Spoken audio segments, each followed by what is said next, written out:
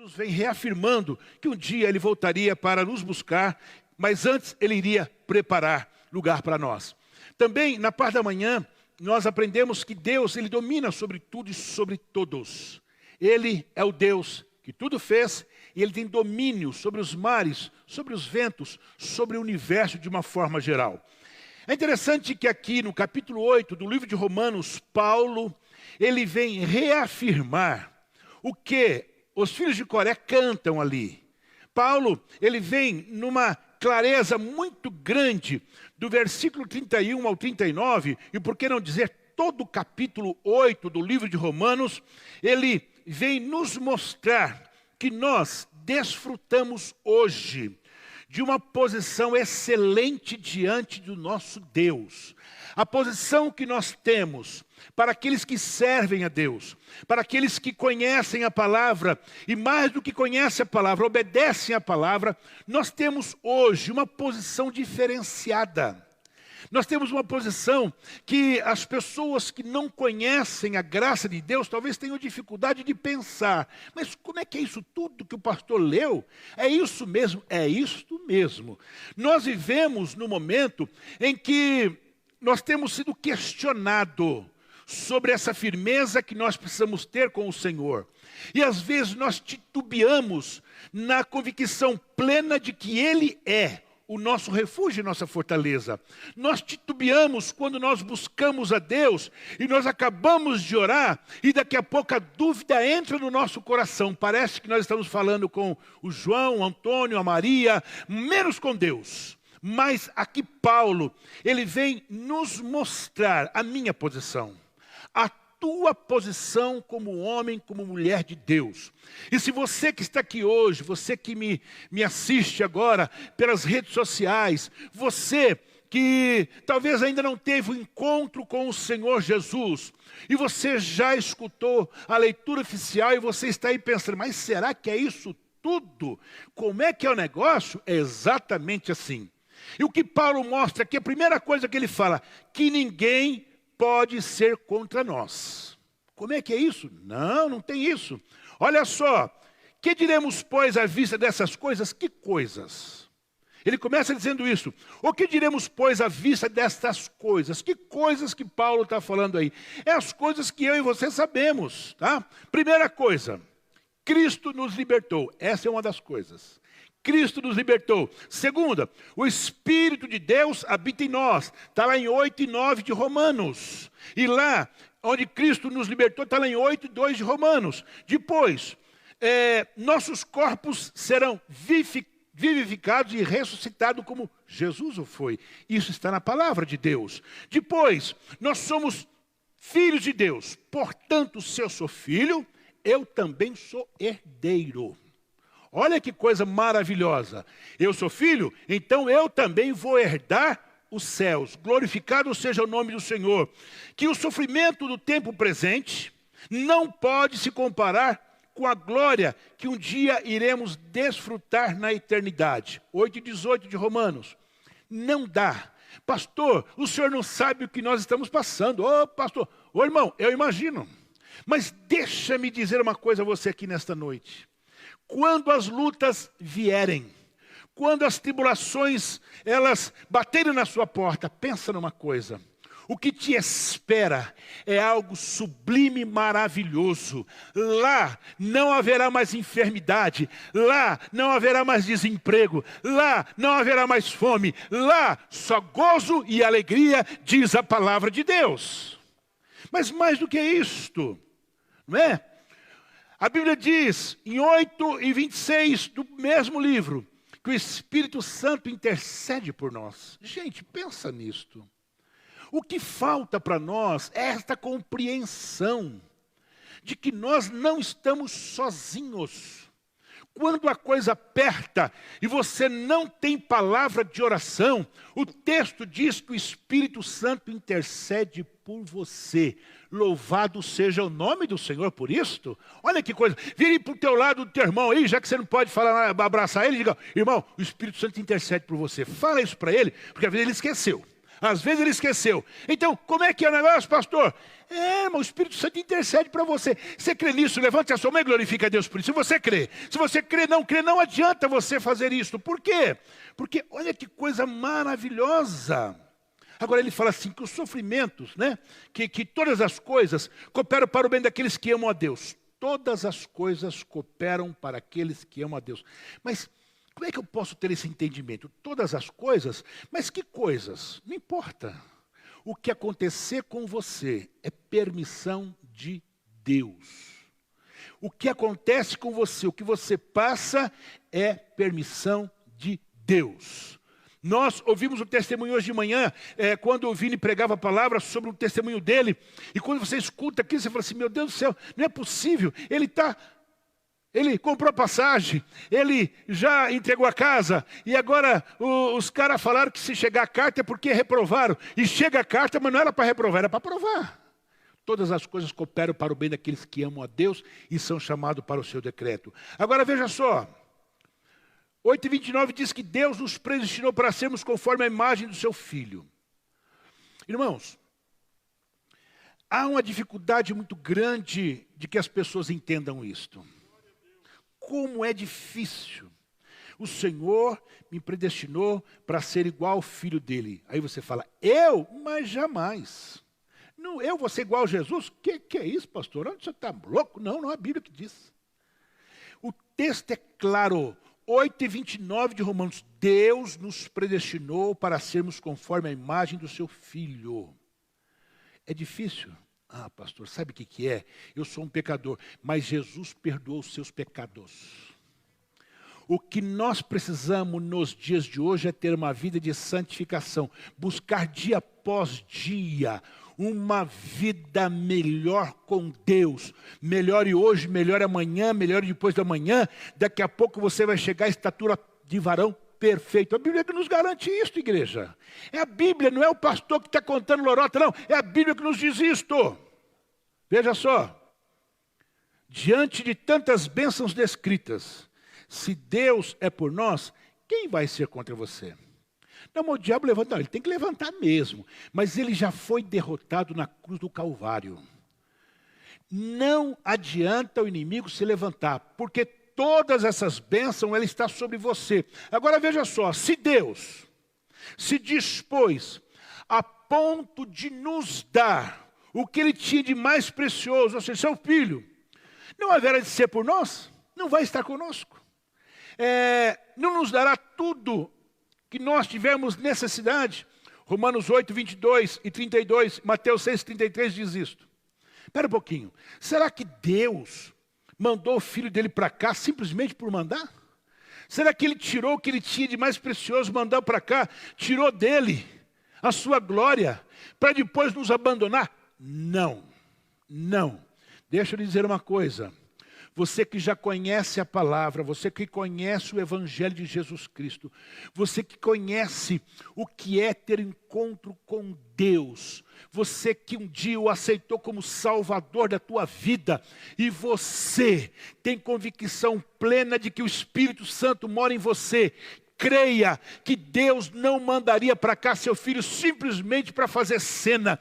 Ele mandou para que Jesus perdoasse os teus pecados, te justificasse diante do Pai. E mais do que isto, jamais te abandonasse. Louvado seja o nome do Senhor Jesus. Se você está em Cristo, veja só, se você está em Cristo, ninguém pode ser contra você. Será que é difícil acreditar nisto? Será que é difícil entender isto? Quem está em Cristo, nada. O que se levantar contra você vai cair. Não adianta. Eu preguei alguns meses atrás aqui, quando nós falávamos sobre Davi, e lá no livro de Números, no livro de Deuteronômio, quando o povo estava naquela época ainda de deserto, e vocês bem sabem que quando Moisés tira o povo, eles não tinham espada, não tinham lança, não tinha exército, não tinha nada, era um montoado de gente. Aí Deus fala assim para Moisés, olha, eu vou te falar uma coisa, você fica tranquilo, tá? Se amanhã se levantar um exército maior do que o que você tem aí, que não era exército, que era um montoado de gente, fique em paz, tá? Vocês vão vencer a guerra porque eu vou lutar por vocês. Olha só. Eu vou lutar por vocês. Tanto que lá na frente, quando Davi conta ao povo, Deus se aborreceu por conta disso. Porque quando Davi conta o seu exército, ele estava dizendo assim, eu preciso saber quem que eu tenho do meu lado, porque vai que vem um exército grande aí. Mas Deus não tinha dito que se amanhã se levantasse um exército contra ele maior, Deus estaria com eles? Então deixa eu te dizer uma coisa aqui hoje. Se você está em Cristo, pense no que eu estou te perguntando. Você está em Cristo? Está? Quem está glorifica a Deus. Você está em Cristo? Então, ninguém pode ser contra você. Glória a Deus. Por quê? Porque o Senhor disse, porque o Senhor foi claro, que ninguém, no versículo 33 da leitura, ninguém pode acusá-lo de nada. Quem tentará acusar, incriminar, culpar aqueles que estão em Cristo, aqueles que Deus elegeu? Ninguém. A resposta era muito clara. Ninguém. Agora veja só. Capítulo 12 de Apocalipse, versículo 10, diz que o diabo é o nosso acusador. E ele vai sempre nos acusar. Ele sempre vai apontar o dedo. Ah, mas você, o que você está querendo ser santarrão? Você sabe o que você fez? Olha quantas mulheres você tinha, quantos homens você tinha na sua vida. Você se lembra que você prejudicou A, B, C, D. Você lembra que você fez isso, você fez aquilo. Tudo isso é verdade, Satanás. Mas tem uma coisa. Portanto, eu e você sabemos disso tudo. Nós precisamos conhecer e crer na nossa posição espiritual em Cristo, para que o inimigo não encontre ocasião em nossas vidas. Ele pode falar o que ele quiser. Por que ele não pode me acusar mais? Primeiro, porque nós somos eleitos do Senhor. O Senhor nos elegeu. E como é que acontece uma eleição? Deixa eu te explicar aqui uma coisa interessante. Como é que eu considero o governador eleito? O governador ser eleito, depois que todo mundo vai para a urna, não é assim? Coloca lá os votos, se faz a contagem dos votos. Opa, o fulano ganhou, o fulano perdeu. Ele foi eleito porque nós fomos às urnas e votamos no determinada pessoa. Ele foi eleito porque alguém foi à urna. E como é que eu sou eleito? Eu sou eleito porque Deus olhou para minha cara e falou assim, você é gente boa, você está eleito, você não, você sim, você... Isso não existe. Isso não existe. Sabe como é que é? Ele deu a mim e a você a possibilidade de ser. Ele deu. Agora, coube a mim e a você, de verdade, dizer, Senhor, eu aceito o Senhor como o Salvador da minha vida. Senão não faríamos apelo. Não precisaríamos fazer nem apelo, nem dizer se alguém quer aceitar Jesus. Mas a partir do momento que você tem a oportunidade de ser eleito, e você diz, eu quero ser, acabou. Acabou. O texto de 33 diz assim, o versículo, porque é Deus quem nos justifica. O que significa ser justificado por Deus? O diabo vem nos acusar, mas eu sou justificado. Significa que eu sou declarado justo, absolvido sem culpa. Por quê? Porque eu aceitei de verdade o plano de salvação, eu recebi Jesus como Salvador, eu entendi que o sangue espargido na cruz do Calvário me purificou de todo o pecado, então eu sou justificado. E essa justificação não se dá pelos meus méritos, pelas minhas boas ações, não, de forma nenhuma. Nós não temos, Isaías 64, versículo 6, diz isso com muita clareza, nós não temos mérito nenhum, de forma nenhuma. Esta justificação, essa declaração de que somos justos, se dá com mérito do Senhor Jesus Cristo. Foi Jesus que carregou sobre si os meus pecados, carregou sobre si todas as minhas misérias, os nossos pecados estavam sobre Ele. Ele foi de verdade açoitado, Ele teve morte de cruz, o seu sangue foi espargido, o mérito é nosso, do nosso Senhor e Salvador Jesus Cristo. Não é à toa que Ele disse, eu, Jesus, sou o caminho, a verdade e a vida, ninguém vai ao Pai a não ser por mim, somente Jesus. Hoje eu posso glorificar a Deus, hoje eu posso levantar a minha mão e dizer, Senhor, eu te agradeço, o inimigo pode me acusar, mas tem uma coisa, eu sou justificado diante de Deus. O filho diz para o pai, pai, aquele ali está justificado. Pecou, errou, mas Ele te aceitou como Senhor e Salvador. Ele me aceitou como Senhor e Salvador da vida dele. Então, eu sou justificado. Louvado seja o nome do Senhor para sempre. Irmão, como é que é isto? Se nós conhecermos, se nós crermos nessa verdade, Satanás não terá sucesso em suas investidas contra nós. Mas eu preciso crer nisto. Eu preciso ter convicção, não é mesmo? Se Deus é por nós, quem será contra nós? Não tem. Eu preciso crer nisto. E nós precisamos parar de duvidar daquilo que o Senhor nos deu e a nossa posição de excelência diante de Deus. Eu preciso crer nisto. Eu preciso aceitar essa condição de que Paulo, inspirado pelo Espírito de Deus, escreveu aqui. Não tem ninguém que pode apontar o dedo para você. Pode apontar. Mas tem uma coisa. Não vai valer. Porque você é justificado diante de Deus. Nossa vitória contra as acusações de Satanás está no sangue de Jesus. Está também em algo extremamente importante, no meu testemunho, na minha firmeza de fé em Cristo Jesus. Eu falava hoje pela manhã, quando Policarpo, ele já com 80 e poucos anos de idade, ele foi um dos aprendizes de João, o evangelista, o que foi para a ilha de Pátimos. E ele, já muito velhinho, olha que história interessante.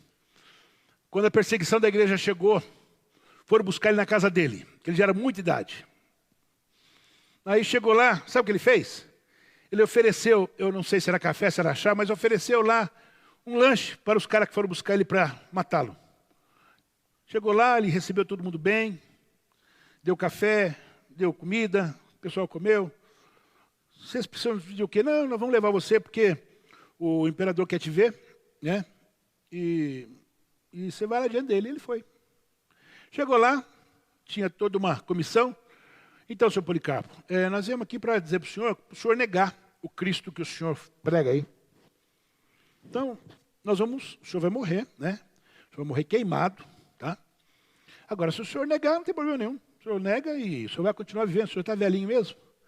Ele olhou assim e falou, mas como é que é? Você tem que negar o teu Cristo. Ele falou, não, eu já sirvo esse Deus há 80 anos. Aí esse Cristo, ele nunca me abandonou. Eu vou abandonar ele agora? Depois de ver? Não, de jeito nenhum, pode me meter na fogueira. E colocaram ele na fogueira. Só que tinha uma coisa, o fogo não pegava nele. Pode depois ler, procura saber. O fogo não pegava nele. Olha que coisa interessante. Aí quando o fogo não pegava nele, um soldado pegou um punhal, foi lá e o apunhalou, para que ele pudesse morrer. Deixa eu dizer uma coisa, o que isso tem a ver com a mensagem dessa noite? Irmãos, tem tudo a ver. Se nós, de verdade, termos um testemunho firme da nossa fé, nada vai nos abalar. Nada vai nos tirar do foco. Pode vir a doença, a tristeza, o corona, pode vir enfermidade, não tem problema. Ó, eu vou continuar firme, porque os meus olhos, os teus olhos, têm que ser exercitados pela fé, para a gente olhar para frente e ver o que nos espera. Igreja de Jesus Cristo, nesta noite, o que te espera é simplesmente maravilhoso. Louvado seja o nome do Senhor. O versículo 34 diz que ninguém pode condená-lo. Ninguém. Nenhuma condenação há para os que estão em Cristo Jesus. No campo jurídico, quem é advogado aqui ou quem está estudando sabe muito bem. Primeiro deve haver uma acusação formal, né? Depois de provado, haver a condenação. É assim? No campo jurídico é assim. Portanto, se ninguém pode nos acusar, muito menos poderá nos condenar. Não tem como nos acusar. Não existe, está aqui, é claro, nenhuma condenação há para os que estão em Cristo Jesus. Você está em Cristo? Não tem condenação contra você. Ah, pastor, irmão, o sangue de Jesus te purificou de todo o pecado. Tira da tua cabeça essas noites mal dormidas, porque você está pensando em coisas que você fez há 10 anos atrás. O Senhor te perdoou, creia nisso, não permita que o diabo te acuse. Agora veja só, se ele não pode te acusar, como é que ele vai te condenar? Não pode. ninguém pode nos condenar. Por quê? Jesus morreu por nós, como nós já falamos, né? Através da morte dele, houve o cancelamento da nossa dívida. A minha dívida foi cancelada. A escrita da dívida que era contra nós, conforme Paulo escreve lá em Colossenses capítulo 2, 13 e 14, que a dívida que era contra nós foi cancelada. Sabe o que aconteceu? Pegou assim, quanto que ele deve aqui? Ó? Nossa, que documento pesado, e tudo isso aqui? Então tá bom, ó, tá paga, tá? Dá o documento, vou rasgar, rasgou. Você não tem mais dívida. Glorifica a Deus por isso. Você tem sim uma posição excelente diante do Cristo que morreu na cruz pelos seus pecados. É isso que você tem. Você precisa crer nisso, porque quando eu creio nisso, quando eu confio nisso, as coisas acontecem de forma natural na minha vida.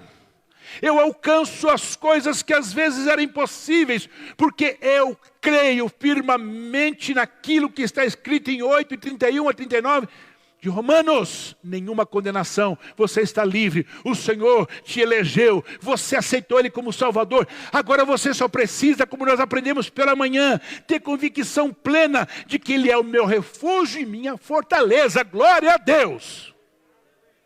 É isto. Agora veja só,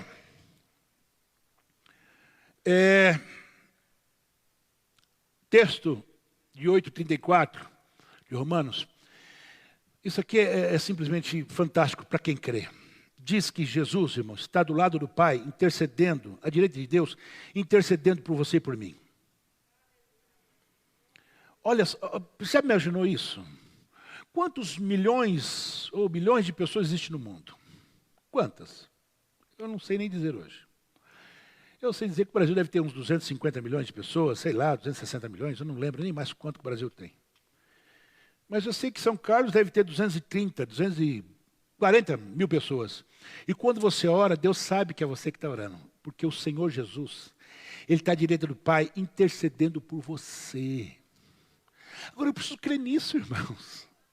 Eu não posso simplesmente estar aqui escrito, então, será o quê? Nessa noite, Deus me trouxe aqui para reafirmar aquilo que está escrito na sua palavra. Você tem uma posição que muitos gostariam de ter, mas não tem porque não conhecem a graça de Deus. Mas você tem esta posição porque você conhece a graça. Louvado seja o nome do Senhor. As pessoas conquistam posição porque ela tem alguém no governo, ela tem alguém na prefeitura, ela tem alguém lá na presidência, ela conhece um bom advogado. Eu conheço o juiz tal. Que legal, né? Puxa, que bacana. Mas e diante de Deus? O que você tem? Olha, deixa eu fechar dizendo a você o seguinte.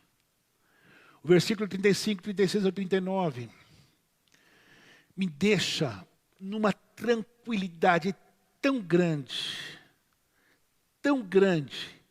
que quando eu olho para esse texto, eu tenho vontade só de chorar, mas de alegria.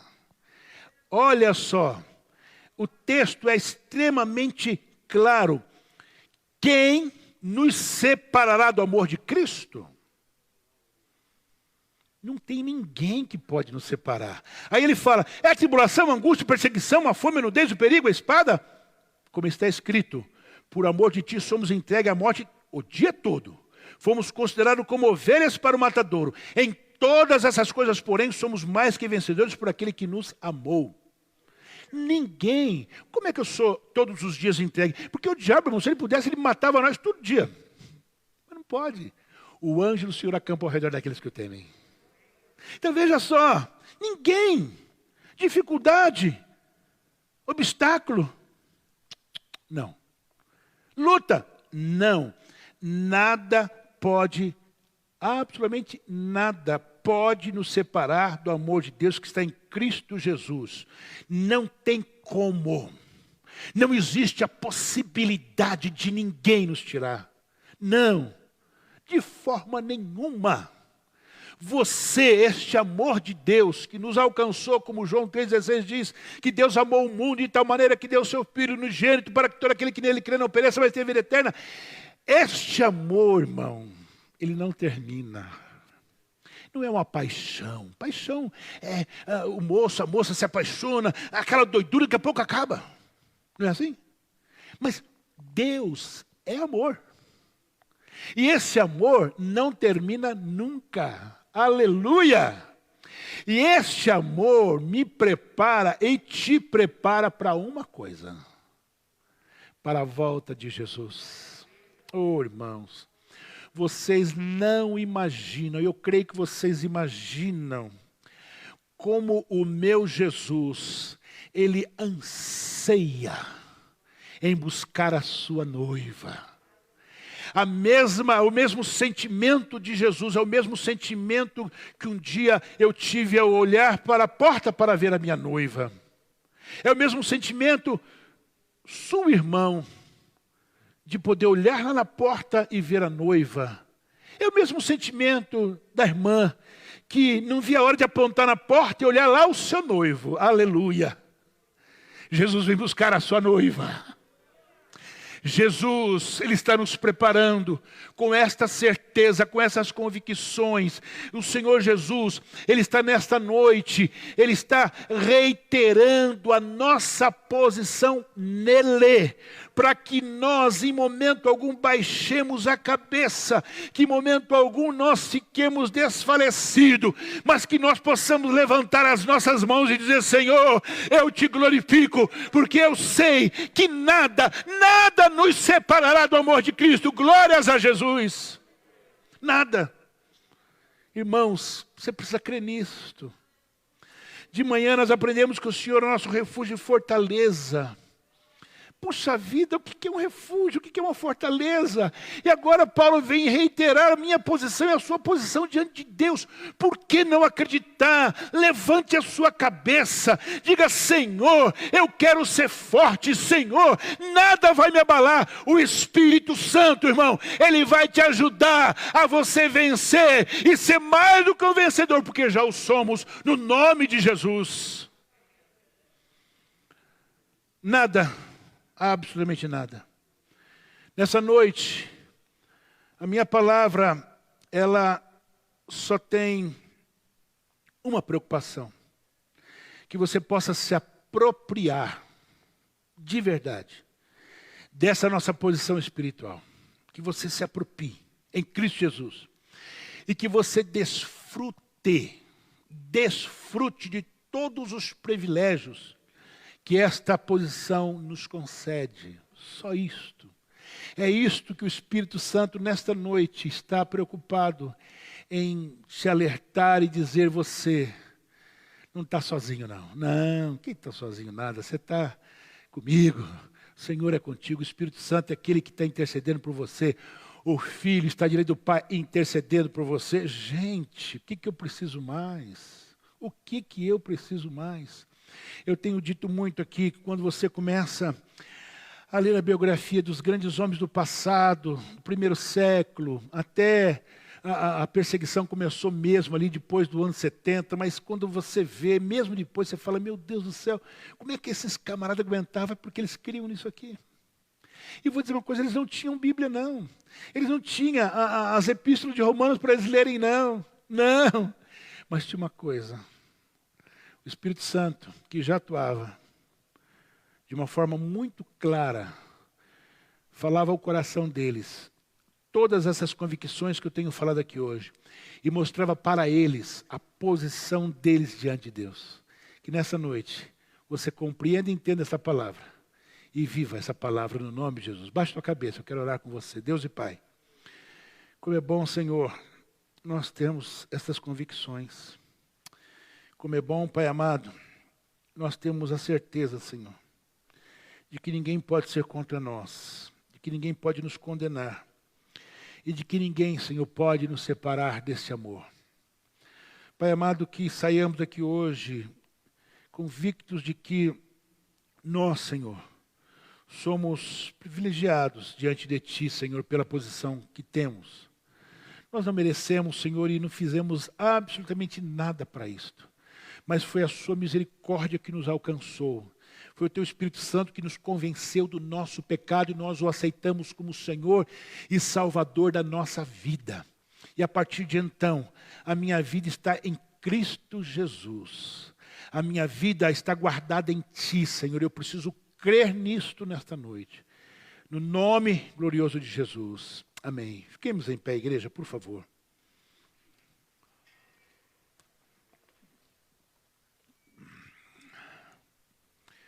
Eu quero que a igreja esteja orando nesse momento com a sua cabeça baixa. Eu quero te fazer um convite. Se você está aqui hoje e você não tem estas convicções que eu falei aqui hoje, e você não se acha na posição de excelência como Paulo nos mostra aqui no capítulo 8, eu quero te fazer um convite. Onde você estiver, simplesmente faça um sinal com a sua mão, dizendo: eu quero ter essa convicção, eu quero ter também essa posição de excelência. A igreja esteja orando nesse momento, abaixe a cabeça. Você onde estiver, só faz assim com a sua mão. Só levante a sua mão e depois do culto alguém vai lhe procurar para conversar com você. Nessa noite, é uma noite em que o Senhor está preocupado com você, com a sua posição. Você que não tem convicção, você que quem sabe um dia tinha todas estas certezas, mas os embates da vida te fizeram perder essa convicção, mas você quer hoje voltar a ter. Eu quero orar por você, aonde você estiver aí, sentar em pé, levante a sua mão no nome de Jesus, só levante a sua mão assim, dizendo: eu quero, só isto, nada mais do que isto. Eu tenho plena convicção de que você, nesta noite, sairá daqui, não como entrou, mas de uma forma diferenciada. Glória a Deus, não temos ninguém que Deus em Cristo tenha misericórdia de nós. Deus e Pai, eu te agradeço, Senhor, pela tua palavra desta noite. Eu te agradeço, a Deus, pelas vidas que aqui estão.